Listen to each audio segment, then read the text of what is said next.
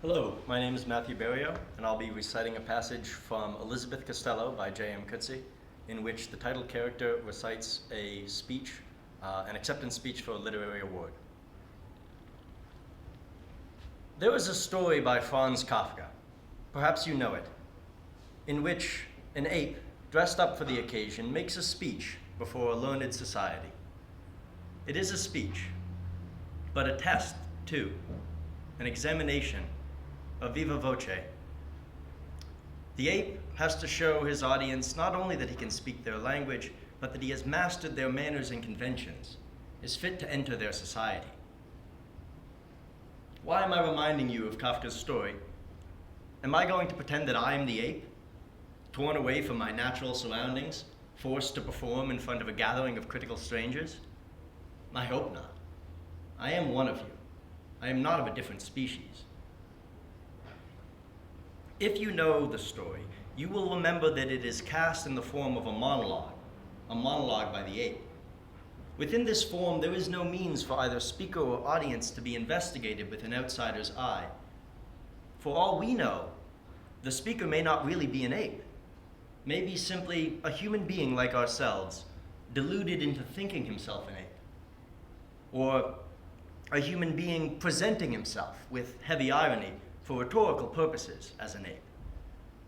Equally well, the audience may consist not, as we may imagine, of bewhiskered, red-faced gents who have put aside their bush jackets and topies for evening dress, but of fellow apes, trained, if not to the level of our speaker, who can mouth complicated sentences in German, then at least to sit still and listen.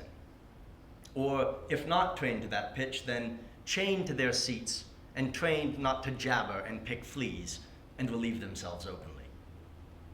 We don't know.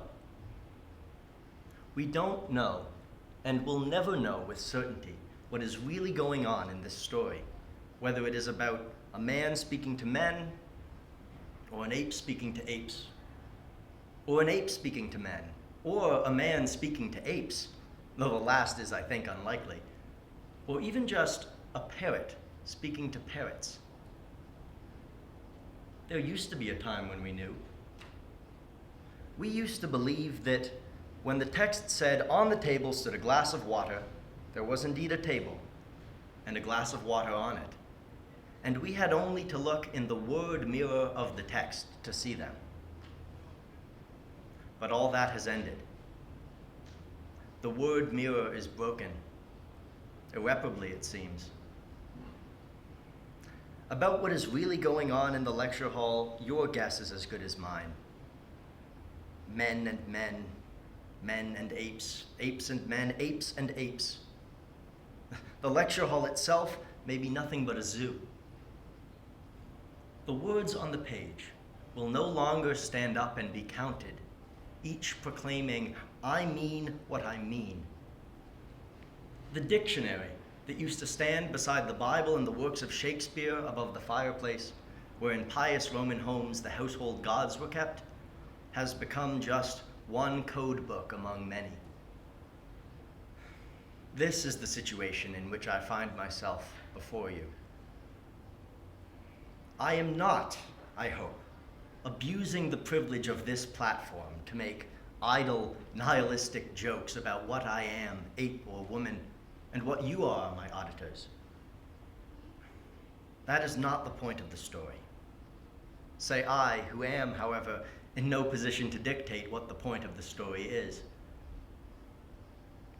There used to be a time, we believe, when we could say who we were. Now we are just performers speaking our parts. The bottom has dropped out. We could think about this as a tragic turn of events, were it not that it is hard to have respect for whatever was the bottom that dropped out. It seems to us like an illusion now, one of those illusions sustained only by the concentrated gaze of everyone in the room.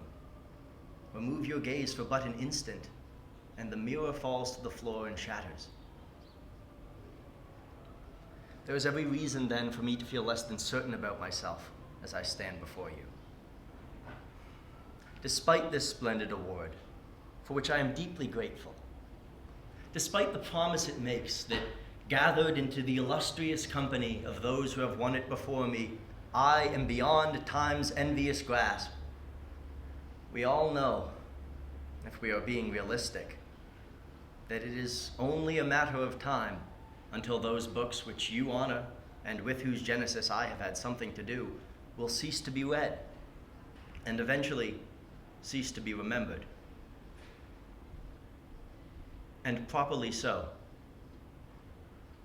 There must be some limit to the burden of remembering that we impose upon our children and grandchildren. They will have a world of their own, of which we should be less and less part. Thank you.